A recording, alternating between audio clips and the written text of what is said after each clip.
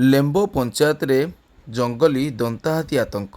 ସୁକିନ୍ଦା ବନ ବିଭାଗ ଅଧୀନସ୍ଥ ମହାଗିରି ଜଙ୍ଗଲରେ ଏକ ଦନ୍ତାହାତୀ ଲେମ୍ବ ପଞ୍ଚାୟତ ଅଧୀନସ୍ଥ ବାଲିଆ, ଧୋବୁଲିପଥର, ପାଟପୁର, ଲପଟା, ପଣସପାଳ ଅଞ୍ଚଳରେ ଘୁରି ବୁଲୁଥିବା ଦେଖିବାକୁ ମିଳିଛି।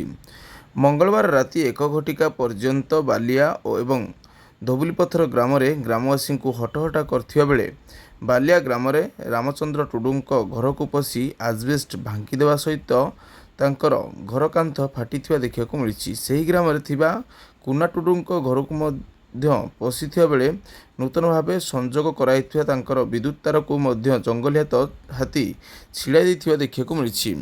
ତେବେ ତୁରନ୍ତ ସୁକିନ୍ଦା ବନ ବିଭାଗ ଅଧିକାରୀ ସୂଚନା ପାଇ ଘଟଣାସ୍ଥଳରେ ପହଞ୍ଚି ଜଙ୍ଗଲୀ ଦନ୍ତାହାତୀକୁ ଘଉଡ଼ାଇବା ପାଇଁ ଚେଷ୍ଟା ଜାରି ରଖିଥିବା ସୂଚନା ମିଳିଛି।